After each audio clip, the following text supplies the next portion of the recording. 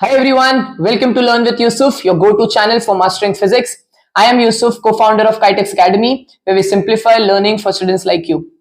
आज का ये सेशन हम कॉम्पिटेंसी बेस्ड क्वेश्चंस करेंगे 10th ICSE फिजिक्स के लिए, जहां 25% इस बार खुद बोर्ड ने ही बोला है कि यहां से आने के चांसेस है. सो प्लीज मेक श्योर आप ये ढंग से वीडियो देखो. आप बुक और पेन लेके प्लीज बैठ जाना कि आप मेरे साथ क्वेश्चन सॉल्व कर पाओ, because no matter what competency based question, application based questions वो है कि आप फंडामेंटली सोचो कॉन्सेप्ट के बारे में, आपसे क्वेश्चन हो जाएगा. I am not joking here, ये मेरा प्रॉमिस है आपसे. अब क्वेश्चंस मैंने रैंडमली सिलेक्ट किए. कहां से क्वेश्चन सिलेक्ट किए? तो आईसीएससी ने ना खुद ही मटेरियल पोस्ट किया था उनके वेबसाइट पे कॉम्पिटेंसी बेस्ड क्वेश्चंस का. अच्छे खासे उसमें क्वेश्चन से जितने मुझे लगे कि हाँ यार ये सॉल्व करवाए जा सकते हैं, इससे बहुत सारा हेल्प हो जाएगा आपका, मैंने वही क्वेश्चंस लिए हैं. So without wasting any much of your time, let's start. Please be ready with your book and pen, हम साथ में ही सॉल्व करेंगे, ठीक है. So first question, Anu and Amy purchased ice creams in plastic ball and cones respectively during their outing at the science fair. ठीक है. After consuming the ice cream, Anu stated that regardless of whether they were filled with ice cream or empty, the center of gravity of the objects would remain unchanged. Do you agree with Anu? Why? अब मैं पहले ही question में ना solve करने से पहले आपको कुछ चीजें बता दूं that how do I think when I solve competency based question. Students mindset के हिसाब से बता रहा हूं. ये न्यूमेरिकल नहीं है, ठीक है, कि आपने हर एक डेटा को पढ़ने, मतलब जितना अगर आप लोग ने मुझे ढंग से फॉलो किया है न्यूमेरिकल सॉल्व करते वक्त, तो आपने नोटिस किया होगा, मैं आपको बोलता हूं जब भी आपको कोई एक वैल्यू या डेटा मिले, आप रुको, उस डेटा को लिखो एंड उसके बाद हम आगे बढ़ेंगे. बट इस बार मैंने पूरा क्वेश्चन रीड किया. रीजन बताता हूं. अब जब एक फ्लो में क्वेश्चन रीड करोगे ना, competency application based question, you have to trust your brain. आपने इतनी मेहनत की है पूरे साल भर, आपने इतने कॉन्सेप्ट्स बार बार बार रिवाइज किए, आपका खुद ही दिमाग बोलने लग जाएगा कि भाई यहाँ पे कौन सा बेस लेवल कॉन्सेप्ट लग रहा है, ठीक है. सो एक चीज समझ में आ गई, सेंटर ऑफ ग्रेविटी का क्वेश्चन है. अब वापस से क्वेश्चन रीड करते हैं एंड देखते हैं क्या हम ये क्वेश्चन समझ पा रहे हैं. ये मैंने आपको बता दिया डेमोन्स्ट्रेट करके कि मैं कैसे क्वेश्चंस को टैकल करने वाला हूं, सो दैट आप लोग मेरे साथ सिंक में रहो. Anu and Amy purchased ice creams in plastic bowls and cones respectively during their outing at the science fair. After consuming the ice cream, Anu stated that regardless of whether they were filled with ice cream or empty, the center of gravity of objects would remain unchanged. Do you agree with Anu? First of all, I do not agree with Anu. Reason बताता हूं. तो पहला आएगा no. आप लोग में से बता सकता है क्यों मैंने नो लिखा होगा? चलो कमेंट सेक्शन में पहले ही क्वेश्चन देखते हैं कितने लोग ने मुझे रीजन तो मैं डेफिनेटली लिखूंगा, लेकिन मुझे रियलाइज होगा कि आप लोग को समझ में आ रही है या नहीं बात.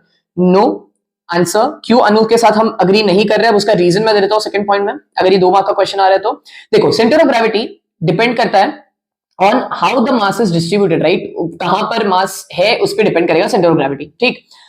अब हमें अच्छे से मालूम है कि कोन में, अगर देखो ना क्लियरली लिखा हुआ है कोन, तो भरा हुआ कोन का सेंटर ऑफ ग्रेविटी अलग होता है और खाली कोन का सेंटर ऑफ ग्रेविटी अलग होता है, राइट. बट जब मैं स्फीयर्स की बात करूं, है ना, स्फीयर्स की, सॉरी सर्कल बोल रहा हूं, स्फीयर्स की, वहां पे सॉलिड स्फीयर और होलो स्फीयर दोनों का सेंटर ऑफ ग्रेविटी सेम होता है. तो नोटिस करो क्या बोलना मुझे. सो पहली बात तो हम अग्री करते हैं कि अनु से, वो बोल रही है कि कोन एंड स्फीयर दोनों भरे हुए या खाली हो, दोनों में सेंटर ऑफ ग्रेविटी को फर्क नहीं पड़ेगा. बट एक्चुअली ऐसा नहीं है, सेंटर ऑफ ग्रेविटी को फर्क पड़ेगा कहां पे? कोन में. तो हमने बोला no, we do not agree with Anu. Why? Because हम बोल सकते हैं centre of gravity for sphere remains unchanged. Center of gravity for spheres remain unchanged, but center of gravity for cone is changed. आप ऐसे भी लिख सकते हो, हाँ, centre of gravity for empty or filled cone is different. Okay, I hope सबको पहला वाला क्वेश्चन समझा. मैंने अच्छा खासा टाइम स्पेंड किया है फर्स्ट क्वेश्चन पे, सो दैट आपको मोमेंटम आ जाए एंड आप आगे बढ़ते हैं. चलो नेक्स्ट क्वेश्चन की तरफ आते हैं. उन्होंने बोला है the picture below shows a boy climbing a rope ladder hanging from the branch of a tree. The boy in the picture finds it difficult to climb. दिख ही रहा है दिक्कत हो रही है उसको चढ़ने में. Climb the ladder as it turns about the axis where he is holding. चलो, तो जहां पे वो होल्ड कर रहा है ना, यहां पे चलो मैं अब खुद ही वो नहीं कर रहा हूं follow. The instructor tells the boy to stretch the body with the hands stretched up and make the body parallel to the ladder and climb. अब तुम बोलोगे सर क्या क्वेश्चन आ गया, सुनो पहली बात तो ना ये मोमेंट ऑफ फोर्स का क्वेश्चन है। कैसे? उन्होंने बोला है कि जहां पे उसके हाथ है, ठीक है, जहां पे उसके हाथ है वहीं पे क्या है, वो पिविट है। मतलब आपको पिविट समझ में आ गया क्या है? अब आप मुझे एक बात बताओ ना, अगर ये पिविट है और इसके अबाउट ये घूम रहा है, समझने की कोशिश करो, अगर ये पिविट है और इसके अबाउट अगर घूम रहा है तो तुम्हें याद है मैंने बताया था कि तुम्हें, अगर तुमने पीवाई की वीडियोस ढंग से फॉलो की है तो पिविट के परपेंडिकुलर डिस्टेंस पे जब फोर्स लगता है तो चीजें घूमती है, राइट? रिमेंबर, यही तो है ना मोमेंट ऑफ फोर्स का बेस लेवल कॉन्सेप्ट। अगेन छोटा सा सिंपल कॉन्सेप्ट लगाना है। तो उन्होंने बोला है which force cause the ladder to turn. अब मुझे एक बात बताओ, कॉमन देखो ना, लैडर पे जब भी कोई चढ़ता है, ये मेरा हाथ है यहाँ पे, राइट? यहाँ पे मेरा हाथ है, ये मेरा एक्सिस ऑफ रोटेशन है।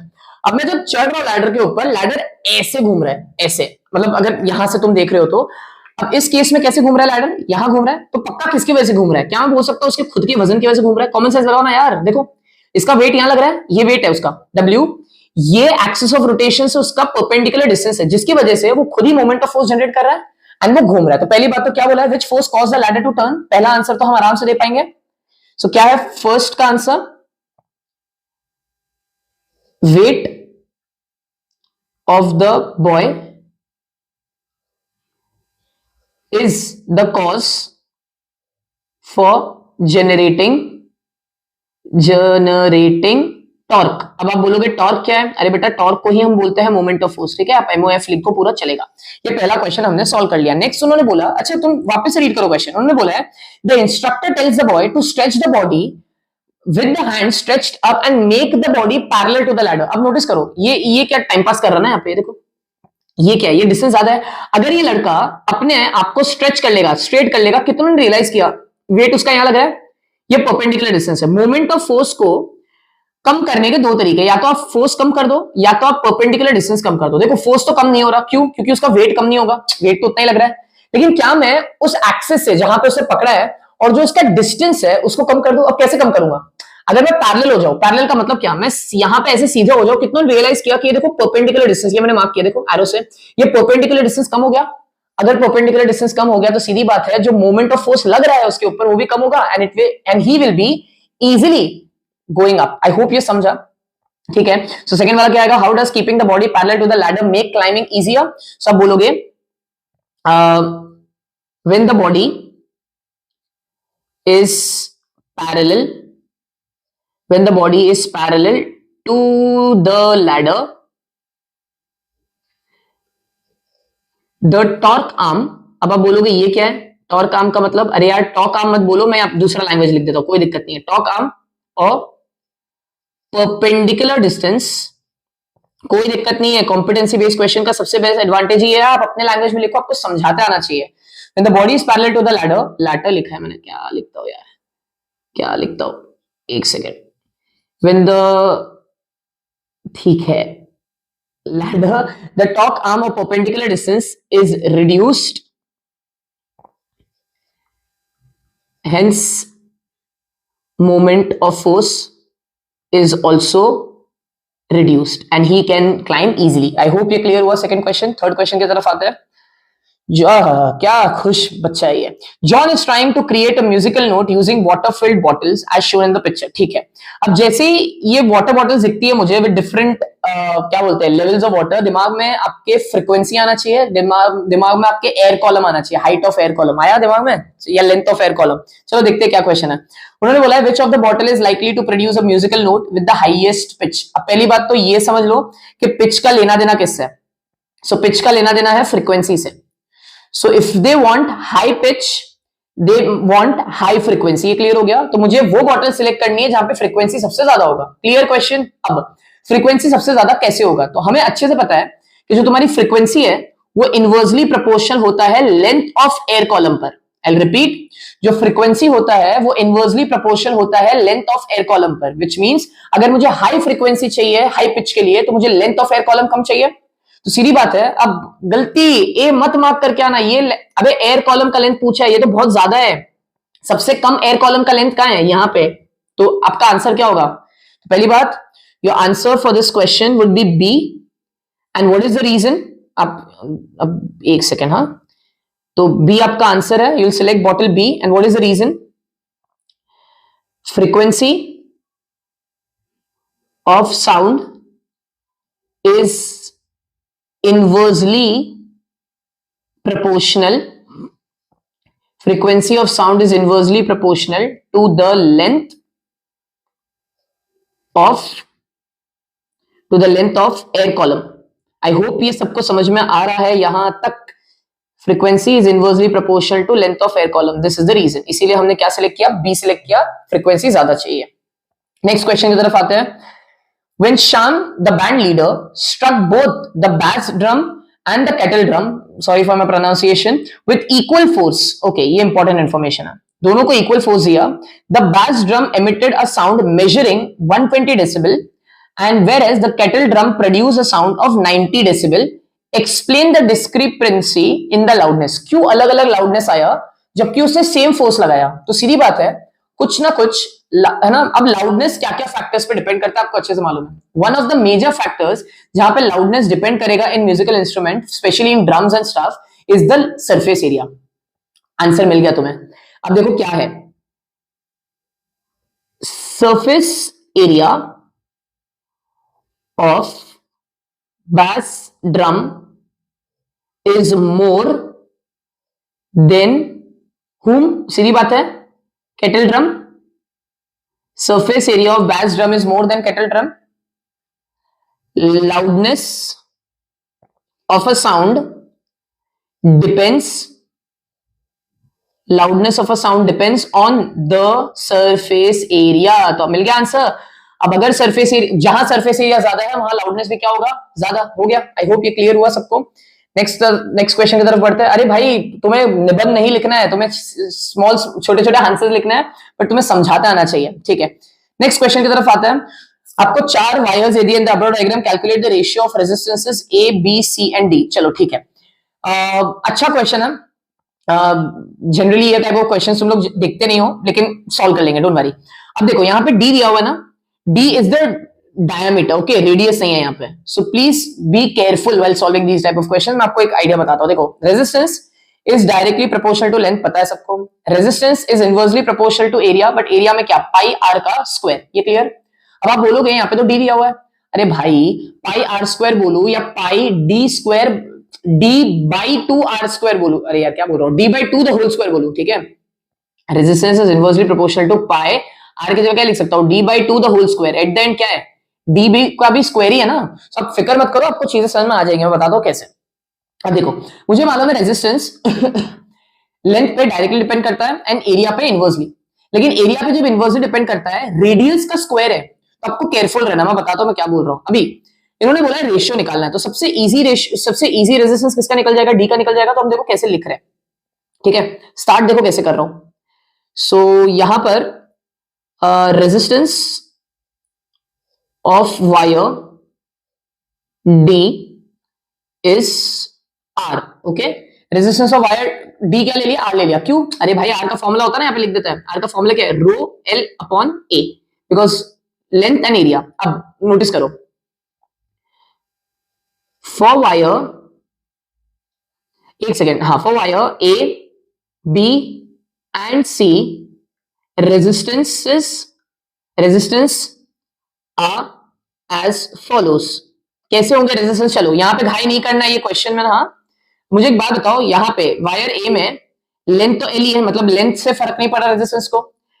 2D हो गया है, तो पहले तो 2D का स्क्वायर कर दो. क्यों? अरे भाई, मैंने बोला ना स्क्वायर में होता है ये चीजें. तो 2D का स्क्वायर करोगे तो कितना हो जाएगा? 4D square. इसका मतलब क्या कि जो तुम्हारा रेजिस्टेंस है वो 4 टाइम्स घट गया. ये अब समझ में आया? तो इसका मतलब कि जो तुम्हारा ए वायर है उसके लिए रेजिस्टेंस हो जाएगा R/4. आई होप ये समझा. अब लगाओ दिमाग. कॉमा बी के लिए. चलो सोचो सोचो सोचो सोचो सोचो. बी के लिए क्या होगा? बी के लिए 3L हो गया है.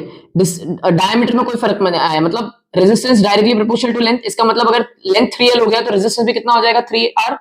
सो resistance for wire B would be 3R. अब सोचो सी वाले के लिए क्या होगा? कम ऑन बताओ. लेंथ कितना हो गया? डबल हो गया, तो रेजिस्टेंस हो जाएगा 2R. लेकिन डायमीटर भी कितना हो गया? डबल. इसका मतलब ये क्या हो जाएगा? 4D स्क्वायर बराबर ये ऐसा आ जाएगा. तो 2 1 2 2 तो कितना आया? R/2. तो तुम्हारा रेजिस्टेंस इसके लिए कितना आ गया? R upon 2। तो चलो अब उन्होंने बोला है रेशियो निकालो चारों का, तो कैसे निकालोगे?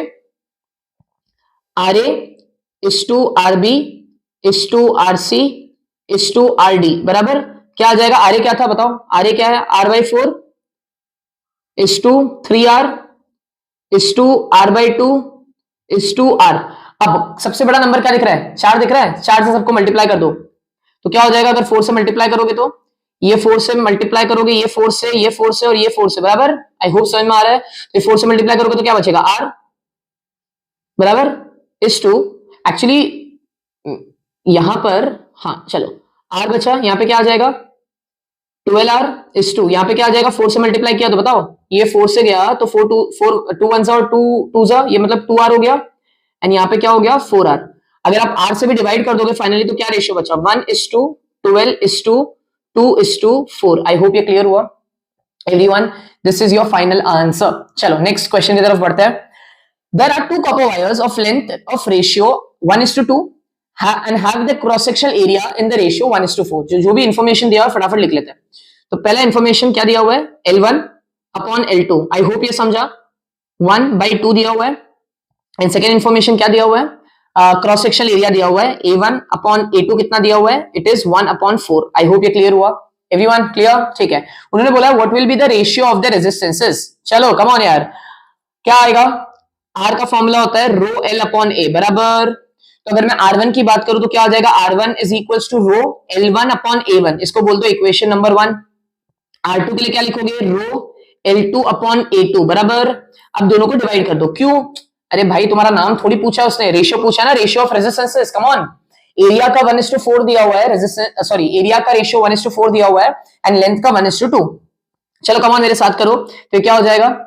R1 upon R2 is equals to, ये रो से रो, चलो यहीं पे देखो, ये रो से रो कैंसिल हो गया।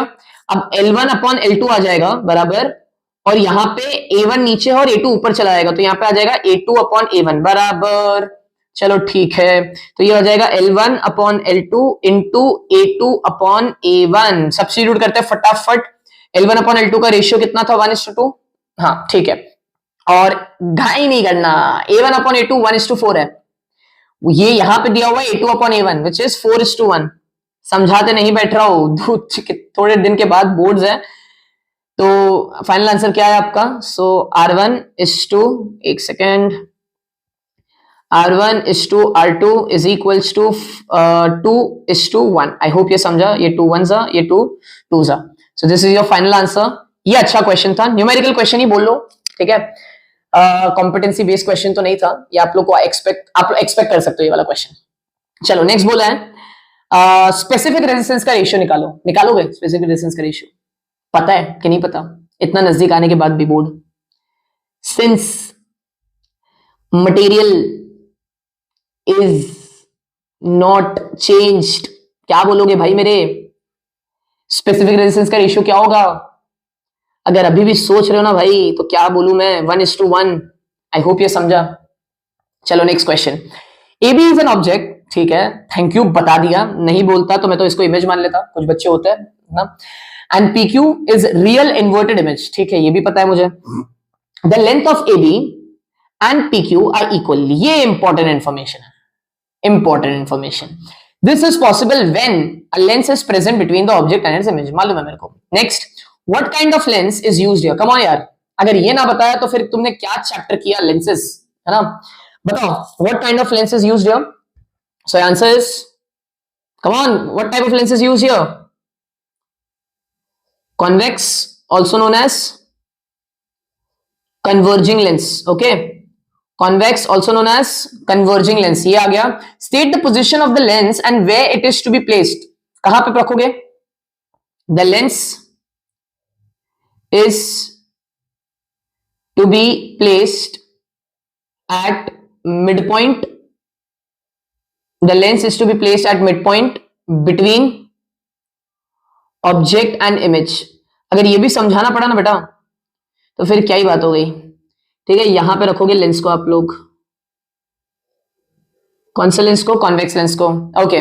Name a device where this lens action is used. Come on, कौन सा डिवाइस में? सो वन इज लिखो, ये आ जाएगा जेरोक्स मशीन में यूज होता है ये वाला एप्लीकेशन, ठीक है, या फिर ये यूज होता है as an intermediate lens, it is used in, sorry for the spelling, पक्का रॉन्ग है ये, पक्का। जो भी करेक्ट स्पेलिंग लिख के देगा मुझे समझ में आ जाएगा कि वो वीडियो में यहां तक 20 मिनट तक रुका हुआ है। Thank you so much, please spelling correct कर देना अगर ये रॉन्ग है तो। So intermediate lens in terrestrial telescope, ठीक है। नेक्स्ट क्वेश्चन की तरफ आते हैं। The two metals A and B have the specific heat capacities in the ratio 2:3। अब देखो तुमने पैटर्न नोटिस किया, न्यूमेरिकल्स टाइप क्वेश्चन आ गए, वापस से अपन थोड़ा थोड़ा क्वेश्चन रीड करने का, लिख देने का, तो क्या आ जाएगा, तो CA:CB, या चलो ना ऐसे लिख देते हैं, CA/CB specific heat capacity of metal A and metal B is 2:3, okay. If they are supplied equal amount of heat, ये सब नेसेसरी इंफॉर्मेशन है भाई क्वेश्चन सॉल्व करने की, दोनों को सेम हीट दे दिया, ठीक है भाई। Then which metal piece will show a greater rise in temperature if the masses are also same। ए वाला क्वेश्चन कर रहे भाई, masses भी क्या बोल दिया, सेम बोल दिया, ठीक है। एक सीधा सीधा तरीका है, फॉर्मूला अप्लाई करो, सॉल्व कर लो, आ जाएगा। देखते हैं, वही वाला बता देता हूं। QA is equal to QB है भाई मेरे, क्या आ जाएगा, MA CA delta TA is equal to MB CB delta TB, बराबर। अच्छा मुझे एक बात बताओ, यहां से 2:3 के रेशियो से क्या समझ में आ रहा है, that specific heat capacity of A is less and specific heat capacity of B is more। समझा, पल्ले पड़ा इतना, ठीक है। रेशियो दिया हुआ है, वैल्यू नहीं दिया हुआ है। Specific heat capacity of A is less and specific heat capacity of B is more, बराबर।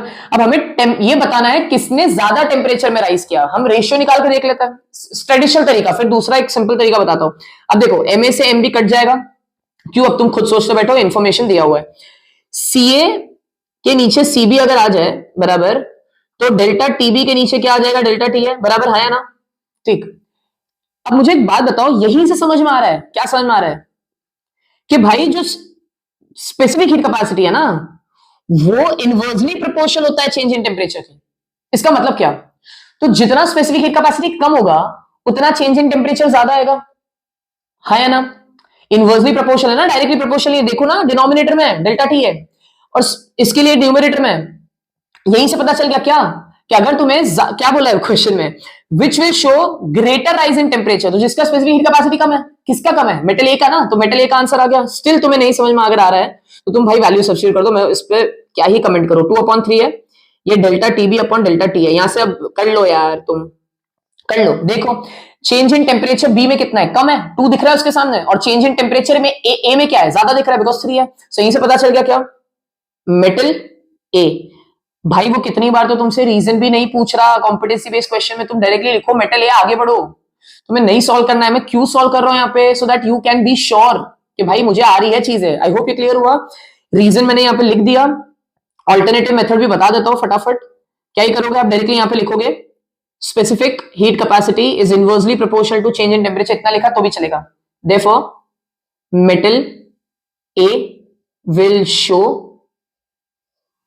more rise in temperature या greater rise in temperature। I hope ये क्लियर हुआ। Why? Because metal A का specific heat capacity कम है। बहुत ज्यादा discuss कर लिया यहाँ पे। चलो नेक्स्ट क्वेश्चन, उन्होंने बोला है calculate the ratio in which the temperature rises. अब वापस से delta TA is to delta TB पूछ रहा है। देखो if the mass are in the ratio of 3:5, ठीक है, वापस से सेम लॉजिक लगाते हैं, क्वेश्चन तो सेम ही है। क्या करेंगे, QA is equal to QB। अरे भाई हीट तो सेम दिया ना, तो ही तो तुम सॉल्व कर पाओगे। ये B है, ये आपने A सॉल्व कर लिया यहाँ पे। ये ऑल्टरनेटिव मेथड है, इसका मेथड 2 आपको चाहिए, आप ये यूज कर सकते हो। अब B में क्या है, QA is equal to QB, MA times CA times delta TA is equal to MB times CB times delta TB। फटाफट, अब यहाँ पे घाई नहीं करना MA और MB काटने का, क्योंकि उन्होंने बोला है कि मेटल ए और मेटल बी, ये देखो मेटल ए और मेटल बी का रेशियो कितना दिया हुआ है, 3:5। तो MA अपॉन MB लिख लेते हैं, MA upon MB into CA upon CB is equal to delta TB upon delta TA। अब ये सब तुम दिमाग लगाओ, मैंने क्या किया, सबको एक जगह ले आया। MA अपॉन MB का वैल्यू है 3/5 इंटू CA अपॉन CB का वैल्यू है 2/3 is equal to delta T B upon delta T A. Clear? यहां से क्या कट रहा है, बताओ क्या कट रहा है भाई? ये 3 से 3 कैंसिल हो रहा है, क्या बचा आप लोग के पास? आपके पास बचा 2/5। Please do not right this answer, this is not the correct answer. Ratio के हिसाब से जाएंगे तो हर बार मेटल ए को कंपेयर किया जा रहा है मेटल बी से, तो रिवर्स करो। Delta T A upon delta T B is equals to 5/2। I hope ये क्लियर हुआ। So this is your final answer. Let's move ahead to the next question. Okay, study the diagram and answer the question that follow. जब मैं ये question पहली बार देखा ना, जब सीधी बात है सिलेक्ट कर रहे हो तो आप क्वेश्चन देखोगे, आप खुद भी सोचोगे समझोगे और फिर करोगे ना, तो उस टाइम मेरे को क्लियर नहीं होता क्या बोलना चाह रहा है। बट जब मैंने लैंग्वेज वापस से रीड किया, जब डायग्राम देखा, मैंने रियलाइज किया है डायग्राम मेरे लिए दिया था, तो डायग्राम देखते हैं। अब नोटिस करो, मुझे मालूम है मोमेंट ऑफ फोर्स का क्वेश्चन है, ठीक? यहाँ पे दिख रहा है मुझे कि 20,000 न्यूटन का फोर्स लगा हुआ है, ठीक है, और जो पिवट से डिस्टेंस है वो 10 मीटर का। ये समझ में आ रहा है मैं क्या बोल रहा हूँ? 20,000 न्यूटन का फोर्स लगा हुआ है नीचे और 10 मीटर का पिवट किससे डिस्टेंस है, मतलब इसने कुछ तो मोमेंट ऑफ फोर्स जनरेट किया होगा इन द क्लॉकवाइज डायरेक्शन, ठीक है। यहाँ पे 4000 kgf का मास 4000 kgf का फोर्स दिख रहा है, और कितना दूर है? 25 मीटर की दूरी पे पिवट से। सीधी बात है, इसने भी कुछ मोमेंट ऑफ फोर्स लगाया होगा एंटी क्लॉकवाइज डायरेक्शन में। दो ही पॉसिबिलिटी, तीन ही पॉसिबिलिटी है, या तो दोनों मोमेंट ऑफ फोर्स इक्वल हो जाए, हाँ या ना। अब देखो मैं क्वेश्चन आगे रीड नहीं कर रहा हूं, मैं खुद सोच रहा हूं, क्योंकि मुझे फर्स्ट टाइम में मेरे को भी नहीं क्लिक हुआ था, ये सेकंड टाइम में हो गया। या तो दोनों का मोमेंट ऑफ फोर्स इक्वल होगा, बैलेंस है, इक्विलिब्रियम, या तो एंटी क्लॉकवाइज मोमेंट ज्यादा है या फिर क्लॉकवाइज मोमेंट ज्यादा है। यही तीन सिचुएशन है। क्लियर हुआ? देखते हैं। In the diagram is the worker attempting to raise और लोअर द लोड। अब आप बोलोगे सर ये क्या चल रहा है, क्या रेज और क्या लोअर द लोड, ठीक है, मुझे नहीं समझा। तो ना आपको ये फर्स्ट वाला क्वेश्चन समझेगा भी नहीं, आपको ना पहले रफली मल्टीप्लाई करके देखना पड़ेगा एग्जैक्टली मोमेंट है क्या। आप सुनो ध्यान से, अगर मैं राइट हैंड साइड पे देखूं रफली, तो मुझे ये दिख रहा है 20,000 इंटू 10 अगर मैं करूं तो ये कितना होता है? 20, ये कितना हो रहा है यार? 20,000 इंटू 10 करोगे 2 लाख हो जाएगा। ये रफ मुझे दिमाग में आ गया नंबर, ठीक है। अब आप बोलोगे आपने, हाँ, फोर्स इंटू डिस्टेंस, ठीक है, तो 20,000 और यहाँ पे एक 10 और मल्टीप्लाई किया तो कितना हो गया? 2 लाख हो गया। ये मुझे रफली समझ में आ गया क्लॉकवाइज मोमेंट इतना है। अब मैं यहाँ पे करता हूँ मल्टीप्लाई, ये हो गया 4,000 इंटू एक्चुअली केजीएफ का वैल्यू क्या है? 10 है, तो मैंने यहाँ पे और 10 ले लिया तो कितना हो गया? 40,000। और 40,000 में अगर 25 मल्टीप्लाई करूंगा, कॉमन सेंस लगाओ यार, अगर 20,000 में 10 मल्टीप्लाई कर रहा हूं 2 लाख हो रहा है। अगर 40,000 में 25 मल्टीप्लाई करूंगा तो ये नंबर बहुत बड़ा आने वाला है। भले ही तुमने सॉल्व नहीं किया, भले ही सॉल्व नहीं किया, एक चीज समझ में आ गई कि ये एंटी क्लॉकवाइज, अरे भाई क्या हो गया ये, ठीक है, ये एंटी क्लॉकवाइज घूमने वाला है, ये नीचे की तरफ आएगा, बराबर। मुझे अब खुद बात बताओ, अगर ये नीचे की तरफ आ रहा है और मुझे इसे बैलेंस करना है, ठीक है, मैं यहां से लोड कम करूंगा या बढ़ाऊंगा? बताओ, सोचो, मिल गया आंसर, क्या करूंगा? कम। तो उन्होंने बोला है in the diagram is the worker attempting to raise और lower the road. Your answer is he is attempting to lower the load. I hope ये क्लियर हुआ सबको। नेक्स्ट बोला है justify your answer to A with necessary calculation. Interesting fact बताओ, तुमने calculation किया रफली तो ही तो तुम बता पाए ऊपर वाला आंसर। तो चलो कर लेते हैं कैलकुलेशन, अब आता है तो हम बोलेंगे moment of force by movable bricks, ठीक है, एक सेकेंड, मूवेबल ब्रिक्स नहीं लिखता, लैंग्वेज वो हो जाएगा moment of force bye 20,000 Newton, ये फोर्स की वजह से, ठीक है। 20,000 न्यूटन इज हाउ मच, कितना आएगा? 20,000 into 10 is equals to newton metre, 2 lakh newton metre, ठीक है।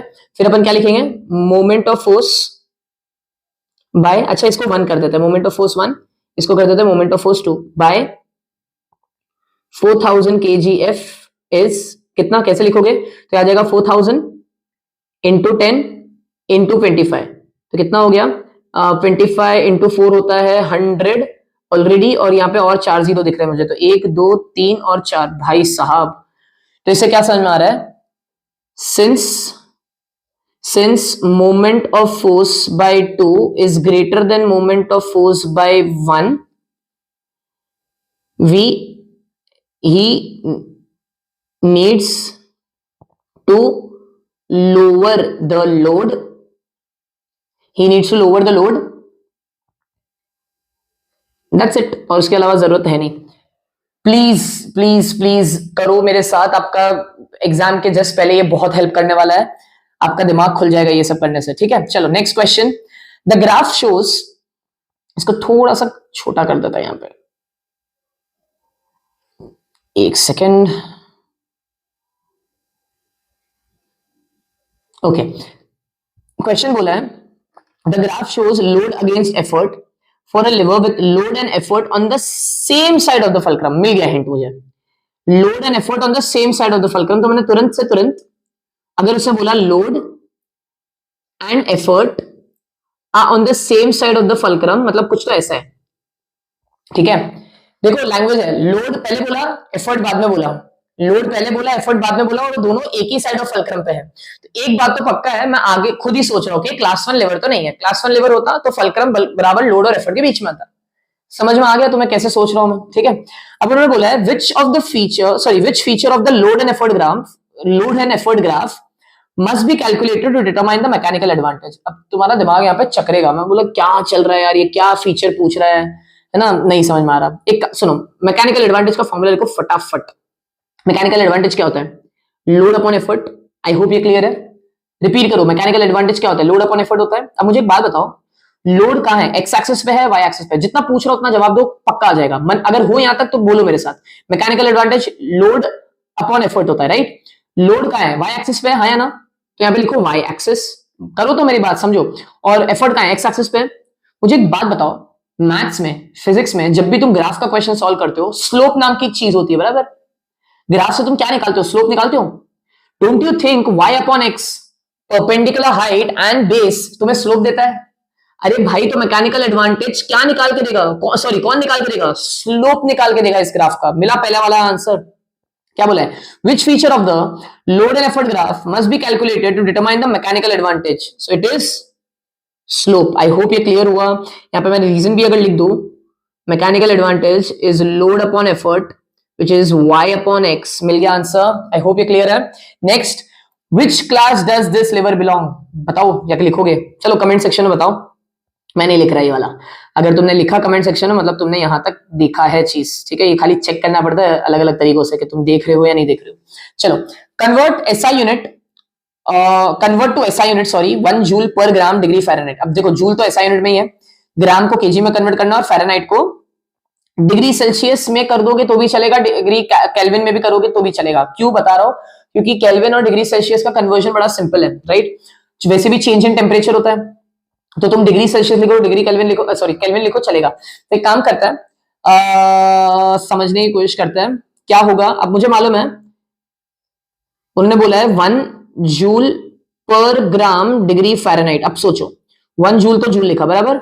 अब 1 ग्राम का कन्वर्जन होता है 10⁻³ 1 ग्राम क्या होता है, 1 ग्राम होता है 10⁻³ kg, ठीक है। तो मैंने लिख दिया 10⁻³ kg इंटू, अब फ़ारेनहाइट का कन्वर्जन डिग्री सेल्सियस में होता है 5/9, ठीक है, 5/9।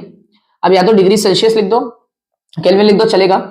अब अगर मैं ऊपर लेके जाऊं इसे, तो ये क्या हो जाएगा, 1 जूल का जूल रहेगा, 10⁻³ हो जाएगा 10⁻+3, ठीक है। अब अगर मैं 9 को ऊपर लेके गया तो ये कितना हो जाएगा, 9/5, और अभी के लिए यहाँ पे आ गया केजी, और ये हो गया डिग्री सेल्सियस। अगर अब तुम सॉल्व करोगे इसे तो कितना हो जाएगा, 5 1 कितना हो जाएगा, 4 और 8 तो 5 तो कितना है आंसर, 1.8 इंटू 10⁻³ जूल पर केजी डिग्री सेल्सियस। इसको फर्दर अगर सॉल्व कर लोगे तो कितना हो जाएगा, 1800, बराबर, हाँ 1800 जूल पर केजी डिग्री सेल्सियस। अगर मैंने कुछ गलत किया होगा तो मुझे प्लीज बता देना यहाँ पे। चलो नेक्स्ट है B, why does 1 gram of water at 0 degree Celsius have 336 joule more heat than 1 gram of ice at 0 degree Celsius? बताओ लेटेंट हीट ऑफ फ्यूजन इसका आंसर है। अब फ्रेम कैसे करोगे बताओ, क्यों 0 डिग्री सेल्सियस के पानी में, अब चलो ये आइस है तुम्हारा, ठीक है, कितने डिग्री पे, 0 डिग्री पे। अब इसको क्या बनाना है, पानी बनाना है, कितने डिग्री पे, 0 डिग्री पे। क्या टेम्परेचर चेंज हुआ, नहीं हुआ ना, टेम्परेचर चेंज हुआ नहीं तो ये जितनी हीट दी ये कहां गई, खाना पकाने में, नहीं ना, ये हीट गई इसे स्टेट चेंज करने में। तो ये जो एक्स्ट्रा 336 जूल एनर्जी गई वो किसमें गई, बॉन्ड्स ब्रेक करने में, स्टेट ट्रांसफॉर्म करने में, राइट। तो इसीलिए तो पानी के पास 336 जूल एक्स्ट्रा एनर्जी होती है, राइट? तो यही तो आंसर है। तो क्या बोलोगे? कम ऑन, क्या क्या आंसर फ्रेम करोगे? चलो करो साथ में। While converting from ice to water at 0 degrees Celsius, latent heat of fusion, which is how much? 336 joule of energy is absorbed. Therefore, I hope इसके बाद तो तुम चिपका ही दोगे रीजन, ठीक है? नहीं भी लिखा तो चलता है, आईसीएसई बोर्ड है अपना, समझ में आ जाएगा उनको, ठीक। Match the column by choosing the body part and corresponding mechanical liver. 3 type के मैकेनिकल लिवर है, class 1, class 2 and class 3।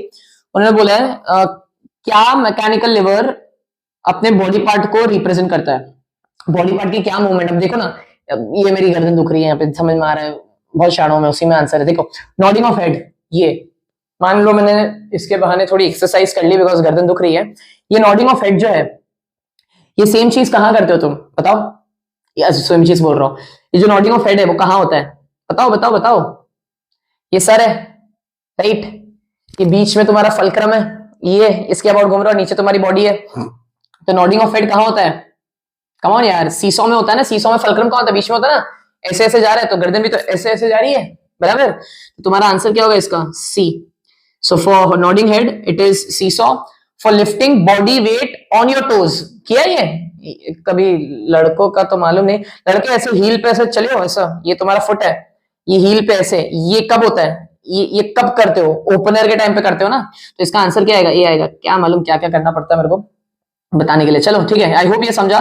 Next question की तरफ आते हैं। अभी ये चिंदी बिंदी सवाल एक मार्क के। Redraw the diagram by linking points A, B and C to point X, Y and Z on the socket. अब पहली बात तो कि ये 240 वोल्ट दिख रहा है मुझे इन दोनों के बीच में। अब मैं थोड़ा ना चेंज कर लेता हूं, ये 240 दिख रहा है इन दोनों के बीच में। इसका मतलब ये हो गया तुम्हारा पोटेंशियल डिफरेंस। यहां एक है तुम्हारा लाइव वायर और दूसरा है तुम्हारा न्यूट्रल वायर। ये समझ में आ गया पक्का? अब मुझे दिख रहा है कि ये वाला जो आखिरी कनेक्शन है ये ग्राउंड पे है, इसका मतलब ये अर्थिंग वायर है। अब देखो मैं कैसे सोच रहा हूं, कैसे हमें चीजें समझनी है और कनेक्ट करनी है। तो ये जो ए है, ये जो ए है, इस ए को मैंने यहां से स्टार्ट किया, यहां लेके गया, यहां इसके ऊपर से घुमाया, फिर इसके ऊपर से घुमाया बिकॉज ये कनेक्ट नहीं होना चाहिए, और इसे लाके रख दिया यहां पे, ठीक है? ये हो गया तुम्हारा लाइव वायर। अब तुम्हारा जो न्यूट्रल वायर है मैंने यहां लाया, मैंने यहां से घुमाया और मैं इसे लेकर आया इस जेड में, which is your neutral wire. तो लाइव वायर और न्यूट्रल वायर के बीच में आ गया 240 वोल्ट। अब सीधी बात है, जो तुम्हारा अर्थ है वो डायरेक्टली कहां जाएगा? एक्स पे जाएगा। दैट्स इट, इतना ही करना था। 1 मार्क डन। 2 मार्क का आ गया तो और अच्छी बात है। रीड्रॉ करना है डेफिनेटली, तो ये तो मैंने वहीं पे बता दिया आपको। Next, you are given 3 resistors of magnitude 3 ohm each. You can join them either in series और इन पैरेलल। 3 रेजिस्टेंस है, तीनों का वैल्यू 3, 3 और 3 है। How will you arrange them so that the equivalent resistance, total resistance is maximum and minimum? Your answer must accompanied by proper mathematical calculation. भाई यार come on, इसके ऊपर डिस्कशन भी नहीं होना चाहिए। मैक्सिमम रेजिस्टेंस कब मिलता है? जब सबके सब रेजिस्टेंस कैसे कनेक्टेड हो? सीरीज में। और मिनिमम रेजिस्टेंस कब मिलता है? जब सबके सब रेजिस्टेंस कैसे कनेक्टेड हो? पैरेलल में। तो चलो सॉल्व कर लेते हैं। For maximum value, resistors must be connected in series। तो चलो अब यहां पे लिख लेते हैं, RS is equals to R1 plus R2 plus R3, which gives you answer as 3 plus 3 plus 3, which is 9 ohm। I hope कर बराबर किया? हाँ 9 ohm। ये हो गया तुम्हारा RS। फॉर मिनिमम करोगे या मैं करूं, ये स्किप करूं बताओ? For minimum value resistors must be connected in parallel. थोड़ा पेस करते हैं बिकॉज 40 मिनट्स ऑलरेडी हो चुके हैं। सो ये हो जाएगा 1/RP is equals to 1/3 plus 1/3 plus 1/3 which is 3/3 which is 1। तो आरपी का वैल्यू आ गया तुम्हारा 1 ओम। ठीक है। सो मिनिमम के लिए तुमने पैरेलल में कनेक्ट किया, मैक्सिमम के लिए सीरीज में कनेक्ट किया। इसको डिस्कस करना मतलब बेवकूफी है। In a gold atom atomic number 79 an electron revolves around the nucleus in a circular orbit। जैसे ही सर्कुलर बोला मेरा दिमाग चमका। कॉम्पिटेंसी बेस्ड क्वेश्चंस का मोटिव ये होता है। There is a strong electrostatic force, ठीक है पता है मुझे, between positive charge nucleus and the negative charge electron. तो ये आपका न्यूक्लियस है, ये आपका इलेक्ट्रॉन है, ये इलेक्ट्रॉन इसके आसपास घूम रहा है, जो कि हमें मालूम है केमिस्ट्री में, ठीक है। The total positive charge possessed by the nucleus is much higher than the negative charge। भगाओ इसको। there is no displacement of the electron। ये कंफ्यूज करने के लिए बोला है, कुछ मतलब का नहीं है, ठीक है। डायरेक्टली पहला सवाल पढ़ता है, आ जाएगा। Name the force responsible for the movement of electron around the nucleus in its own orbit. भाई सुनो, जब भी कोई चीज घूमती है उस फोर्स को हम क्या बोलते हैं? घूमने वाले फोर्स को हम बोलते हैं सेंट्रीपिटल फोर्स। बात खत्म, आगे बढ़ो। So name the force responsible for the movement. अब बच्चा बोलेगा सर इलेक्ट्रोस्टैटिक फोर्स दिया हुआ था उसमें। अरे भाई इलेक्ट्रोस्टैटिक फोर्स की वजह से सेंट्रीपिटल फोर्स मिला। तुम फुगड़ी खेलो, नहीं खेलो, कभी खेलना अगर हो तो फुगड़ी में जब तुम सेंट्रीपिटल फोर्स कौन देता? तुम्हारा हाथ देता ना, ये मस्कुलर फोर्स देता ना भाई। तुम्हें क्या बोलना चाह रहा हूं? आंसर तो आएगा सेंट्रीपिटल फोर्स। क्या आएगा? Centripetal force. बट वो सेंट्रीपिटल फोर्स दिया किसने? Centripetal force given by whom? Electrostatic force. I hope ये क्लियर हुआ सबको। Centripetal force given by electrostatic force. Next question बोला है in the absence of such force what would happen to the movement of electron. तो देखो ये तुम्हारा nucleus है, ये तुम्हारा इलेक्ट्रॉन है, ये घूम रहा है घूम रहा है घूम रहा है घूम रहा है घूम रहा है।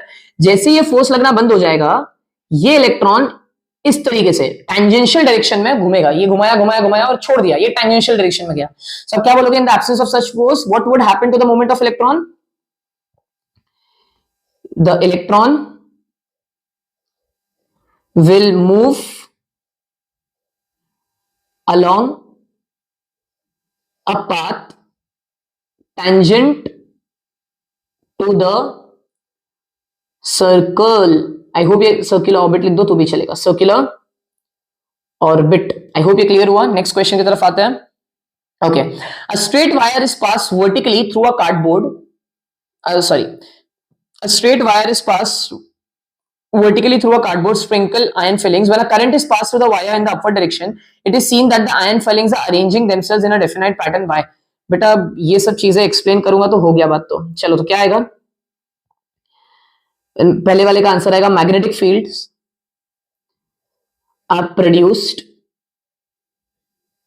When current passes through the wire। when current passes through the wire। ये हो गया आपका पहला question. Next B, what would happen to this arrangement if more current was passed through the wire? the intensity। अब notice कर रहे हो ये मैं एक्सप्लेन क्यों नहीं कर रहा हूं, ये सब चीज आपको पता है। the intensity of magnetic field increases। जिस क्वेश्चन में एफर्ट्स लगेंगे अपन वहीं पे क्वेश्चन डिस्कस करें। ये सब तो चिंदी पिंदी तुम संभाल लोगे। ये अच्छा क्वेश्चन है।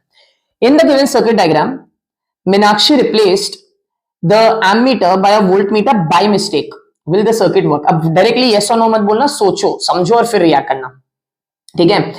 अब देख लो, हमेशा याद रखो एक चीज, वोल्टमीटर ना एक ऐसा डिवाइस होता है जिसमें बहुत हाई रेजिस्टेंस होता है।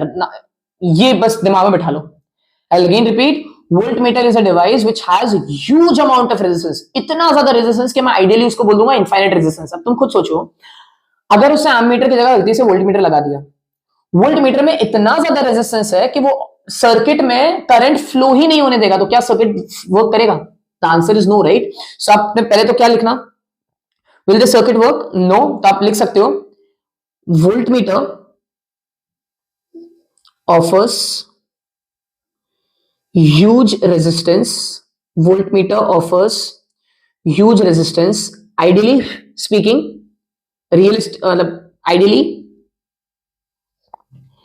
infinite resistance। if voltmeter is placed instead of ammeter, the circuit will have infinite total resistance, infinite total resistance and current won't flow. ठीक है, आई होप ये क्लियर हुआ सबको. Voltmeter offers huge resistance, ideally infinite resistance. If voltmeter is placed instead of ammeter, the circuit will have, sorry, infinite resistance and current won't flow. I hope ये clear हो गया सबको. Next question की तरफ आते हैं. A metal rod is half made up of copper, अच्छा, and half made up of iron. ठीक है, a metal rod बोल रहा हूँ, so sorry, a meter rod है. ठीक है, तो बना लेते फटाफट यहाँ पे. ये आपका, एक सेकेंड, ये आपका मीटर रॉड है. क्या बन गया भाई, क्या बन गया? मैं मीटर रॉड बना रहा हूं तो क्या बना रहा है, फिर गलत बन गया. टाइम वेस्ट हो रहा है बच्चे लोग का यहाँ पे. ठीक है, बन गया. अब ओके, ये हो गई तुम्हारी मीटर रॉड. उन्होंने बोला है half is made up of copper and half is made up of iron. If the mass of the copper part is 900 grams and the mass of the iron is 800 grams, then calculate the position at which the rod can remain in equilibrium. तो पहली बात तो ना ये दिमाग में बिठा लो, ये मीटर रॉड है, इसका मतलब ये 0 है. ये फटाफट अपन नेम कर लेता, तुम्हें समझेगा. ये 100 है. आइडियली स्पीकिंग 50 पे यहां पे आई गेस यही मिडल है. हाँ, 50 पे होना चाहिए था इसका सेंटर ऑफ मास, अगर दोनों साइड का मास एक सेम होता. यहाँ पे भी 80 होता, यहाँ पे भी 80 होता, सेंटर ऑफ मास बराबर बीच में होता 50 पे. ये क्लियर हो गया. अब एक बात तो तय है कि जो तुम्हारा इक्विलिब्रियम पॉइंट है वो सेंटर पे नहीं है. कॉमन सेंस लगाओ, सेंटर ऑफ ग्रेविटी का भी कॉन्सेप्ट लाओ. सेंटर ऑफ ग्रेविटी वहीं शिफ्ट होता है जहां पे मास ज्यादा है. तो अगर मैं इस वाले सेक्शन को, अब ये देखो यहां पे देखते हैं, ये एग्जैक्टली इसका मिड है. मैं इसके हिसाब से बोल रहा हूं, लेंथ के हिसाब से. ठीक, ये 50 मिड है. मुझे मालूम है अगर ये वाला साइड कॉपर का है, कौन सा, अगर मैं सिर्फ कॉपर को भी कंसिडर करूं, ये देखो ये यहां पे बना दो, ये लेफ्ट हैंड साइड वाला कॉपर अगर कंसिडर करूं, चलो ना इसको अपन बोल देते हैं ए, इसको बोल देते हैं ए, इसको बोल देते हैं बी, और ये है ओ. ठीक है, एओ वाले साइड पे ज्यादा मास है, बराबर कॉपर का साइड. अगर एओ वाले साइड पे ज्यादा मास है, इसका मतलब जो तुम्हारा फल्क्रम है या जो इक्विलिब्रियम है, पॉइंट है, वो पिवट वो लेफ्ट की तरफ शिफ्ट होगा, मतलब ए की तरफ शिफ्ट होगा. क्यों? क्योंकि मास यहाँ पे ज्यादा है. होप ये क्लियर हुआ. इतना समझ गए तो बस है. तो मैंने यहाँ पे रफली बना लिया कि यहां कहीं है. ये क्लियर हुआ. अब इसको सॉल्व कैसे करना है, सिंपल. उन्होंने बोला then calculate the position of the rod at which the rod can be remain in equilibrium. तो एक बात तो है, यहां पे कहीं पे इक्विलिब्रियम रहेगा. आप कैसे सोचेंगे, चलो करते हैं. मुझे एक बात बताओ, अगर मैं एओ जो कि कॉपर का रॉड है, उसका अगर मैं सेंटर पूछूं, सेंटर ऑफ मास पूछूं, तो वो यहां पे होगा कहीं पे. एग्जैक्टली, ठीक है, ये बना लेते हैं अपन. ये बनाना जरूरी है, नहीं तो क्वेश्चन में ना दिक्कत होगी तुम्हें यहाँ पे. और अगर मैं इस रॉड ओबी की बात करूं तो ये यहाँ पे होगा कहीं पे, इसके सेंटर पे, बराबर. इंडिविजुअल पूछ रहा हूं, ठीक. अब मुझे एक बात बताओ, इन दोनों के बीच का जो डिस्टेंस है, किन के दोनों सेंटर ऑफ मास के बीच का जो डिस्टेंस है, क्या मैं बोल सकता हूं 50 होगा. कैसे? सोचो सोचो सोचो सोचो, दिमाग लगाओ, सोचो ना भाई, कैसे होगा 50 मीटर, बताओ. 50 मीटर बोल रहा हूं, 50 सेंटीमीटर, सॉरी. अरे भाई ये देखो, इस क्वेश्चन में टाइम लगाने वाला हो, सिंपल है. अब देखो, ये है तुम्हारा पिवट, बराबर. ये क्लियर हुआ. ये यहां से लेके 50 है, तो 50 का आधा वापस से कितना हुआ, 25 हुआ. मतलब ये वाला पार्ट, ये 25 है. ठीक, ये वाला पार्ट भी 25 है, तो 25 25 कितना हो गया, 50 हो गया. ये क्लियर है, पक्का समझा. ठीक है. अब मुझे एक बात बताओ, ये जो है यहां पे इस वाले डिस्टेंस को अपन ले लेते हैं x. ठीक है, तो क्या बोल सकता हूं, ये वाला डिस्टेंस हो जाएगा 50 माइनस एक्स. सोचो कैसे भाई मेरे, अगर ये डिस्टेंस x ले लिया मैंने, ये वाला, तो यहां से यहां तक का डिस्टेंस 50 है, तो अगर 50 में से x माइनस कर लूंगा तो यहां का डिस्टेंस पता चले. देखो ना यहाँ पर किया है, देखो ये x है, बराबर. ये पूरा x है, ये पूरा 50 था, ये देखो 50. अब इस पूरे 50 में से इस x को माइनस करूंगा तो ये 50 माइनस x मिलेगा. ठीक कि नहीं? ठीक, ओके. अब करते हैं दोनों को, मतलब यहीं पे कहीं पे पिवट होगा, तो इसको सॉल्व करना स्टार्ट करते हैं. सो कितना है ये है तुम्हारा 900 ग्राम और ये है तुम्हारा 800 ग्राम. ठीक है, तो दोनों एक दूसरे को बैलेंस करेंगे. सो 900 इंटू 10, ग्रेविटी का वैल्यू 10 ले रहा हूं मैं, डायरेक्ट फॉर्मूला सब्स्टिट्यूट कर रहा हूं और वैल्यू ले रहा हूं x इज इक्वल्स टू, यहां पे ले लूंगा 800 ग्राम इंटू 10 इंटू यहां पे ले लूंगा 50 माइनस एक्स. आई होप समझ में आ रहा है. चलो कैंसलेशन की बारी. क्या क्या कैंसिल करोगे, ये 10 से ये 10 कैंसिल हो जाएगा फटाफट.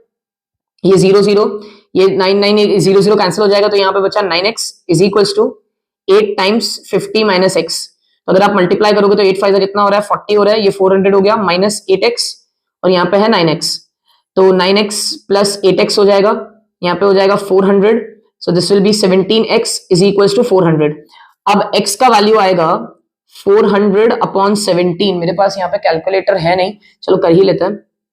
तो 17 1 जा 17 2 जा विल बी 34 के आसपास, देन 6 बचा, तो 0.17 34 68 हो रहा है, तो 3 जा आएगा, सो 2.3 समथिंग आ रहा है आंसर। तो x का वैल्यू आ रहा है 2.3। आई होप ये क्लियर हुआ, पक्का? या अभी ये आंसर नहीं है, ठीक है, 2.3 आ रहा है। एक सेकेंड, मैंने क्या किया गड़बड़, ओके, पॉइंट यहां पे नहीं आएगा, सो सॉरी, ये 23 पॉइंट समथिंग आएगा answer, so sorry 23 point something something answer आएगा इन सेंटीमीटर। ये आपका फाइनल आंसर नहीं है। अगर आप यहां से जोड़ो गणित, तो यहां से लेके यहां तक आपको क्या करना पड़ेगा, 25 में ऐड कर देना। ये भाई 25 है ना मेरे, ये 25 में ये x को ऐड कर देना, आपको टोटल डिस्टेंस मिल जाएगा पिवट से, किसका, उस रॉड का, ठीक है। सो वहां पे उसका पोजीशन होना चाहिए पॉइंट ए से। सो आप फाइनल आंसर में 25 में 23 ऐड कर देना, आपको फाइनल आंसर मिल जाएगा। I hope I was able to demonstrate this question to you. Okay, next question, the difference between the temperature of water at the bottom and the top of a waterfall is 0.2 degree Celsius. एक second, ये क्या बात हो गई? तो अगर मान लो यहां पर, यहां से वाटरफॉल है, ठीक है, ये वाटरफॉल है, तो ये टॉप हाइट से यहां का पानी जो है, यहां से लेके यहां तक में जो टेम्परेचर डिफरेंस है वो कितना है, 0.2 डिग्री सेल्सियस का। ओके, उन्होंने बोला है calculate the height of the waterfall. बहुत ही ज्यादा बेहतरीन क्वेश्चन, किसका दिमाग चलेगा कि आपका हीट चैप्टर जो कैलोरीमेट्री वाला चैप्टर है, जहां पे एमसी डेल्टा टी वाले लॉजिक लगते हैं, वहां से तुमसे हाइट निकलवा रहा है। अब आप बोलोगे सर ऐसे कैसे हाइट निकल, अब तुम लॉजिक लगाओ। बहुत अच्छा क्वेश्चन है, इसके ऊपर टाइम स्पेंड करेंगे। मुझे एक बात बताओ, अगर पानी यहां से यहां फ्लो कर रहा है, can I say there is change in potential energy? देख लो, टॉप हाइट से ग्राउंड पर अगर आ रहा है, can I say there is change in potential energy? वो पोटेंशियल एनर्जी किस में कन्वर्ट हो रही है बताओ? अब आप बोलोगे पोटेंशियल एनर्जी काइनेटिक एनर्जी में कन्वर्ट हो रही है। हमने पढ़ा है ना वर्क इन एनर्जी में, कंजर्वेशन ऑफ एनर्जी के हिसाब से all the potential energy at the top will be converted into kinetic energy at the bottom. लेकिन तुम एक चीज भूल गए, law of conservation of energy में एक छोटा सा लॉजिक है, वो ये है कि अगर एनर्जी कन्वर्ट हो रही है, some amount of energy will be converted into heat. आ गया logic, some amount of energy is converted into heat. अब मुझे एक बात बताओ, यहां से यहां तक पहुंचते पहुंचते उसने पोटेंशियल एनर्जी में ड्रॉप लाया, तो उस पोटेंशियल एनर्जी में जो ड्रॉप आया, कुछ अमाउंट किसमें गया, हीट में गया ना। तो बस यही लॉजिक है। क्या लॉजिक है सर, नहीं समझा? सो बाय एनर्जी कंजर्वेशन, अब मैं यहां पर गिवन डेटा नहीं लिख रहा हूं, डायरेक्टली सॉल्व करूंगा। Potential energy is equals to heat. Okay, so can I say m into G into H will be equal to m into C into delta T. हो गया, क्वेश्चन खत्म। अब पहली बात तो यहां से m और m तो कैंसिल कर दो, इनका तो वैसे भी कोई लॉजिक नहीं है।